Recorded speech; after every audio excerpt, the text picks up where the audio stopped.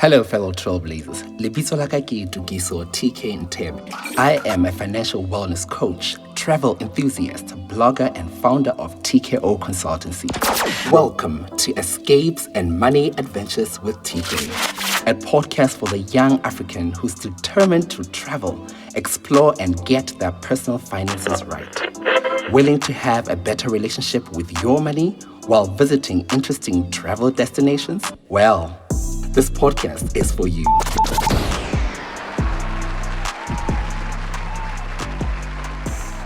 Hello, fellow trailblazers. Welcome to another episode of Escapes and Money Adventures with TK, where I bring you fresh content on anything money, travel, and lifestyle. And of course, if you're new to the channel, my name is Tukiso TK Ntebe, and I'm excited to have you join my community of trailblazers. Well, many of you know just how passionate I am about financial wellness, retirement conversations, and of course, education. But the one topic I think we don't talk enough about is, especially when it comes to retirement planning, is pension fund laws. The question I want to pose to you today is, how much do you know about pension fund laws as a member of retirement funds? Well, I have the privilege of speaking to Professor Mhango, the Dean of the Faculty of Law at the National University of Lesotho. And the conversation today will be everything around pension fund laws and the pension fund industry in Lesotho and in the SADC, Southern African Development Region. So, Prof, good afternoon, good morning actually, and welcome to Escapes and Money Adventures with TK. Good morning, yes, and thank you for having me. No, it is indeed a pleasure to have this conversation with you. So, before we kickstart the conversation, I know we had a lot of conversations before we went on camera, and looking at your resume, your professional resume, it's quite impressive. So I want to know, can you provide us with an overview of some of your best career milestones thus far? Thanks. I wasn't expecting that question. Look, I think maybe we can just talk about in the short term. I think one of the things that I've been excited and proud about is the recent acknowledgement by the university when it established the Metropolitan Research Chair and acknowledged myself as the person to hold that chair. I think that was, to me, was an important project because it was the first time that the National University of Lesotho joining other world-class universities in acknowledging research talent and saying that we are going to establish a research chair to ensure that we can promote quality research as an institution, as a research institution. And in that process to acknowledge the talent that we have within the university around research. And as you know, the research chair, I'm not the only person in that team. There are other researchers that I work with. And all of that, to me, it was an honor that we were both recognized to say, we are going to run this project for the next 5 years or so. So that's what I could talk about for that in the short term. In the short term. I like that. And I think the fact that you've mentioned the Metropolitan Research Chair, for me, the one question that comes to mind is, where did the passion for pension funds and the pension fund industry come from? What sparked that for you to literally go into this complicated but exciting industry? Yeah, look, when I look back, it was as a student. I remember as a student in Detroit, Michigan, I took a course in workers' compensation law. I think it was a Professor William Evans, and in that course we touched on a few issues around pensions. But it was during that time that I was also I took on a few cases as a lawyer representing people who had been had complaints against the the United States Social Security Administration around, I think, decisions on applications that they had made for disability benefits, and they were denied, and so they wanted to appeal. So I took on a few cases in that space. And that was a beginning for me to start looking at pensions, but Social Security in a broader scheme of things. And then after that, I enrolled for a program at the University of Cape Town. And there I met Professor Kalula and Professor Naline Geram, who were working in the area of pension. I know Professor Geram, is still involved in the pension space. And these were the two individuals who then cultivated my interest in the pension space. And I think from there, the rest is history. But that's where the spark came from. Started from. Yeah. And I think just for the ordinary person, when we speak about pension fund laws, what is pension fund laws, just at a very high level? So pension fund is I like to look at it as a brand of Social Security, because what pensions are there really is to protect people's livelihoods, people who are saving money for the future in order to protect themselves from old age or disability, or from losing a breadwinner in a family, for example.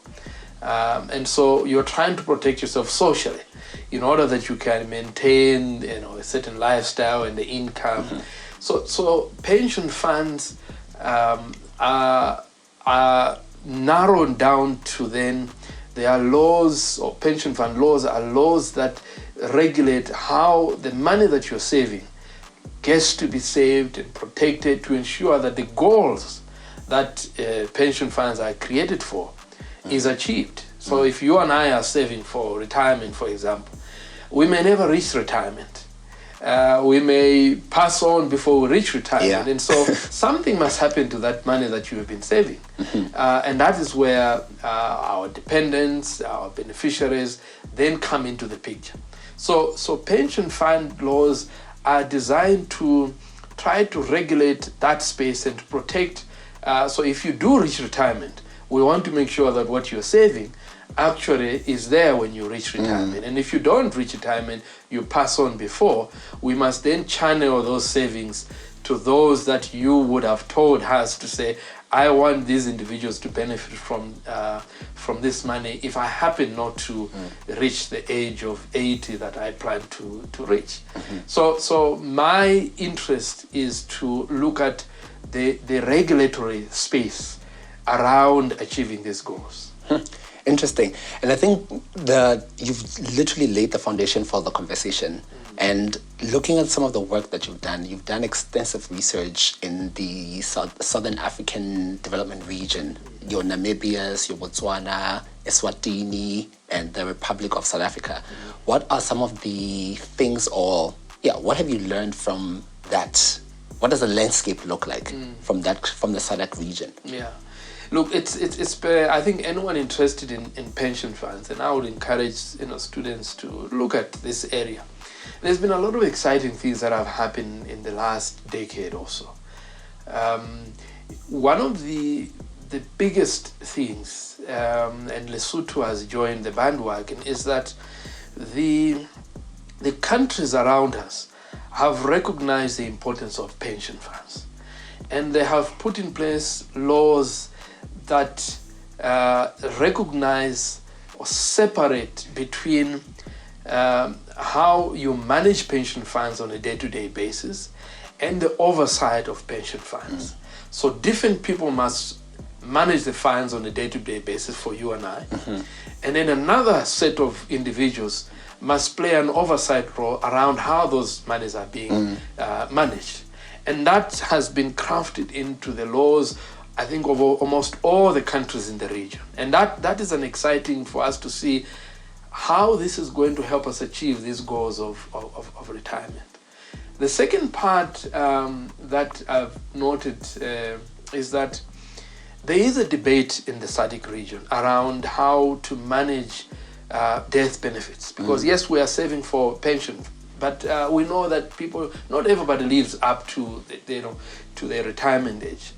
And the debate is that there are some countries, Eswatini is one of them, that believe that when a person dies, the benefit that they leave should only be distributed to those who are legally related to them. So the spouse or the children, that's it.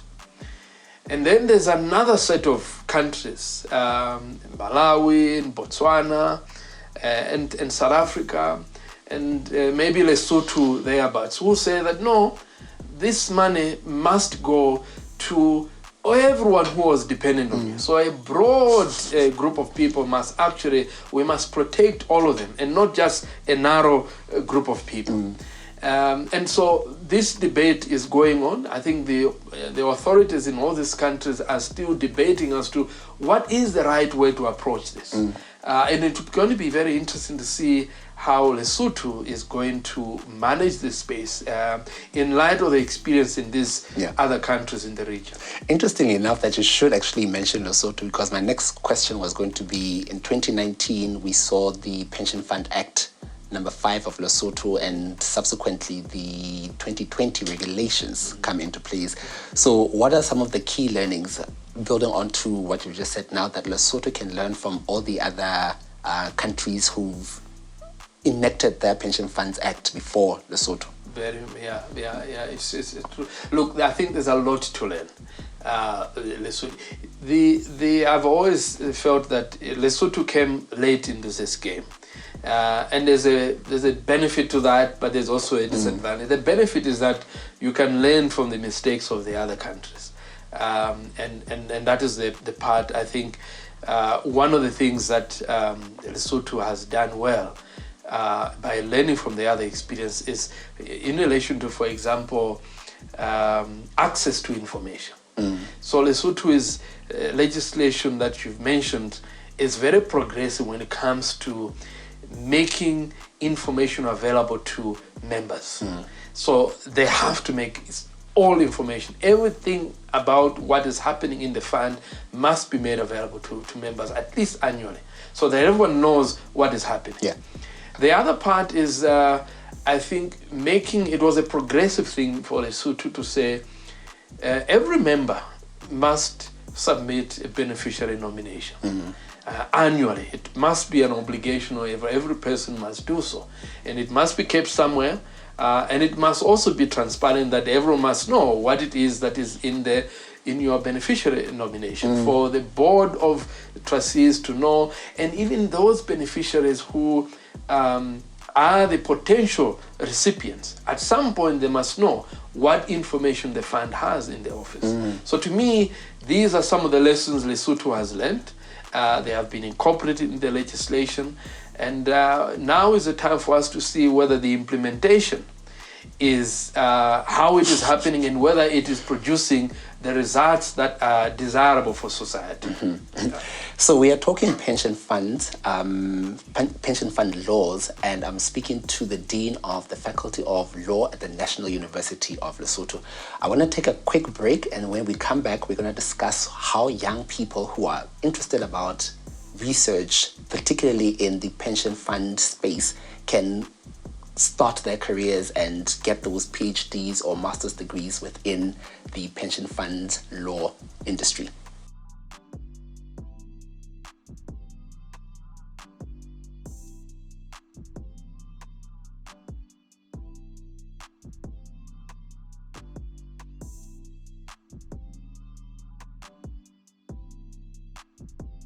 So welcome back to this episode where we're discussing everything pension fund law and the pension fund industry in the Lesotho and of course the SADC region.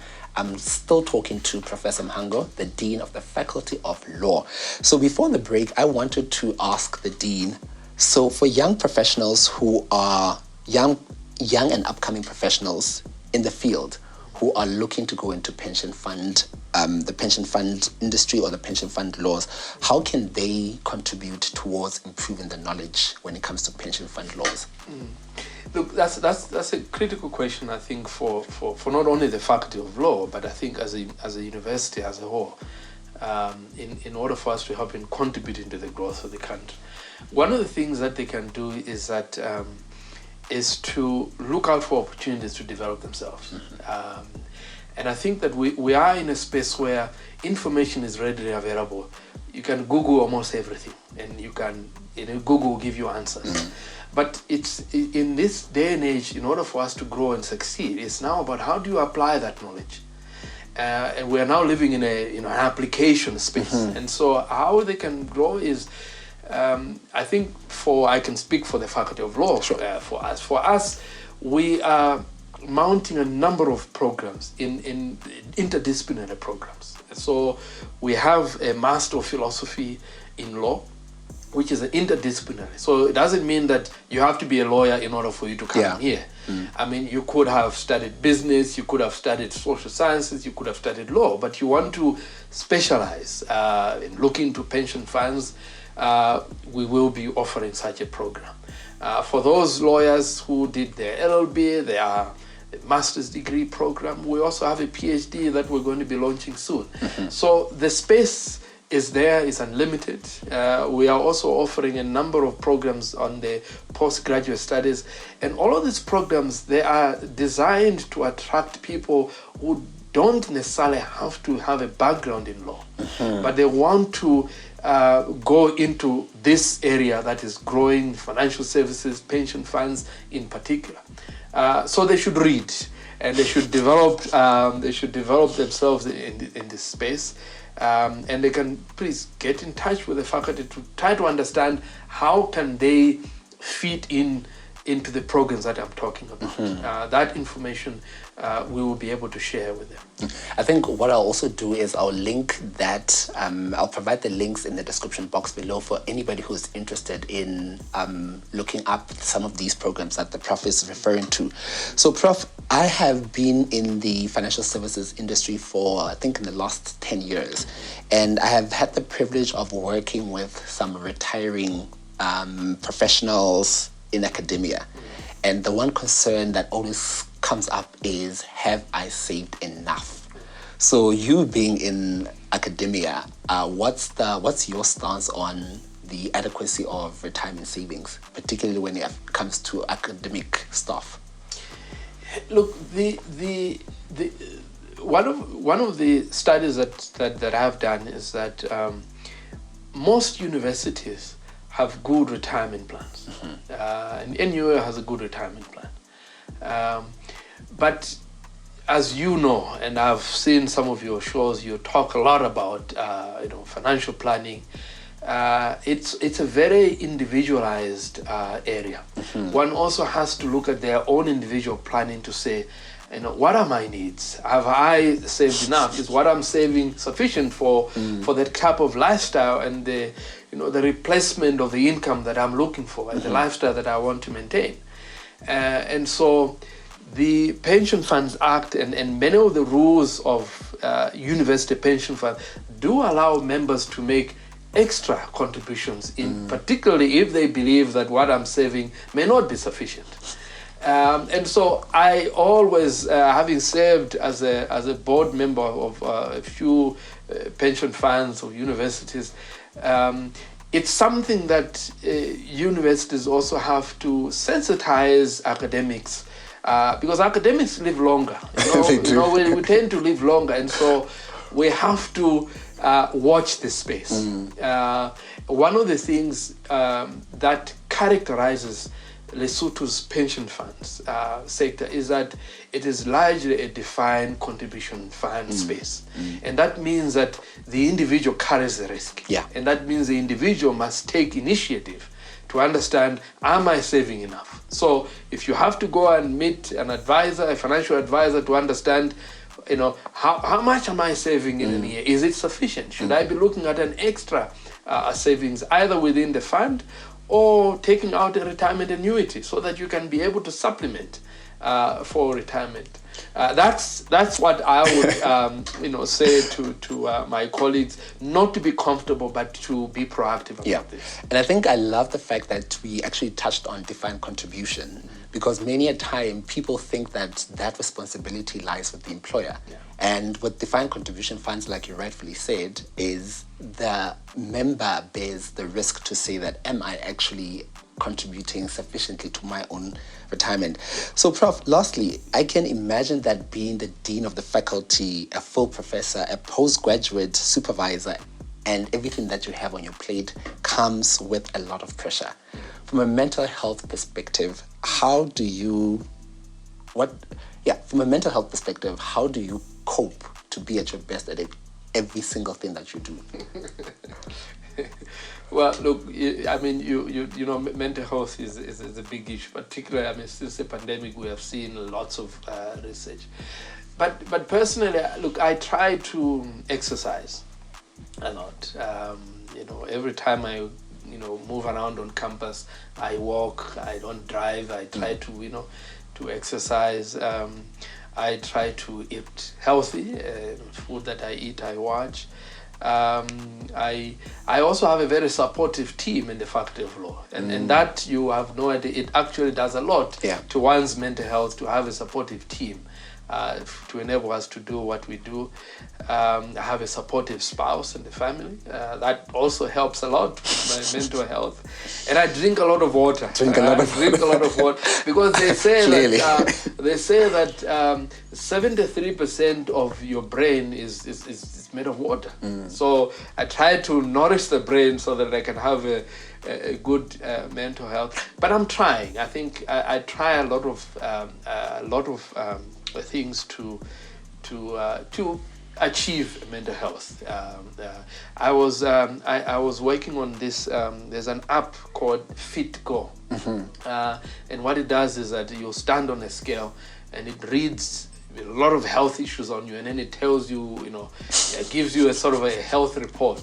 And it told me that I'm healthy, and it said to me that my body sounds like I'm 42. So I won't say how much I am, but I'm simply trying to tell you that I'm trying my best to maintain and to stay in shape. To stay in shape. And then I think as we draw closer to the end, I'm of the view that the public and the private sector need to do a lot more to support research and to really see the value that research brings to the economy and to the country as a whole.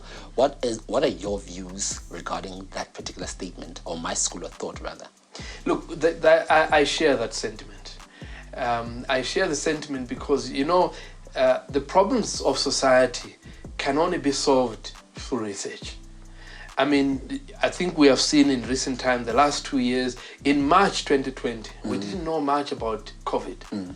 But it's through research we have some solutions to some of the problems that we're solving. And the same applies whether we're talking about pension funds.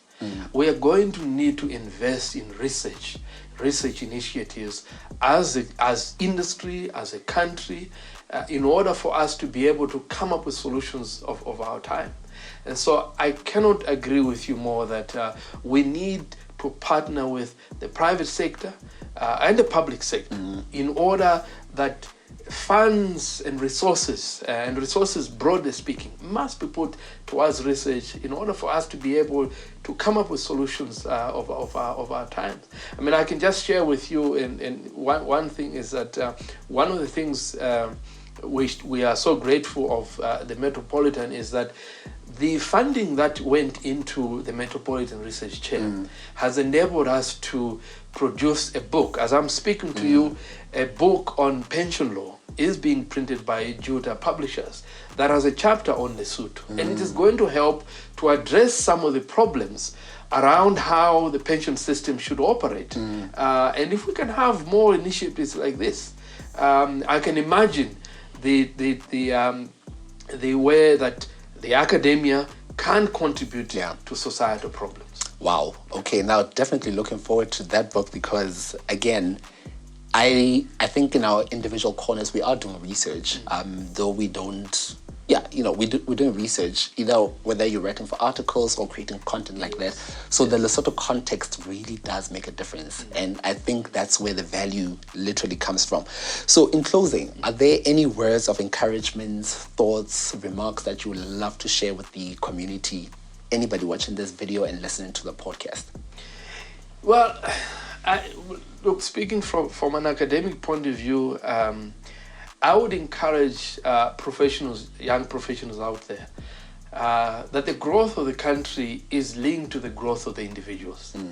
We are now living in a world that is specialized. You can see our country is now, there's lots of regulations. There's lots of new authorities being created, the communications authority, this authority and that authority. All that means that the individuals, professionals, must also begin to think of professionalizing themselves in order for them to find a space in this growing economy. And so I would encourage them to look around to see where can you grow.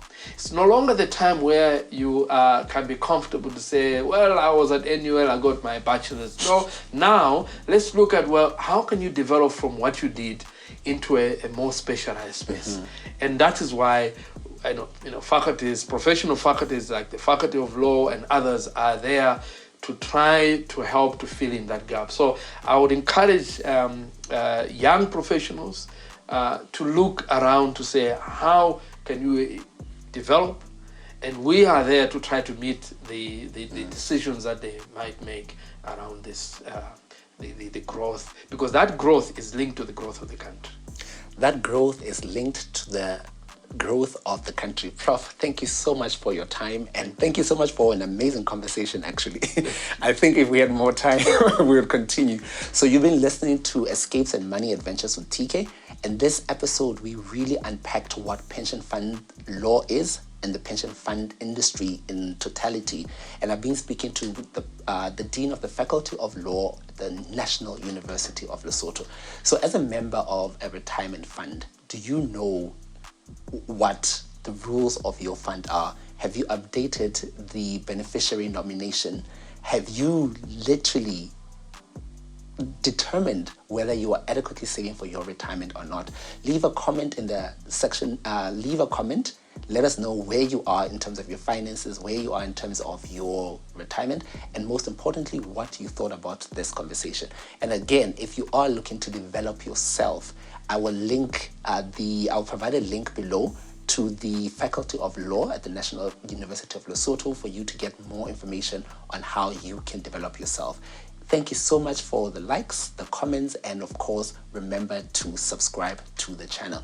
Until the next episode, love, peace, and money. Signing out. Cheers. You've been listening to Escapes and Money Adventures with TK. I want to hear from you. Don't be shy to leave a comment, share, and subscribe. Money is an adventure. Let's enjoy the ride.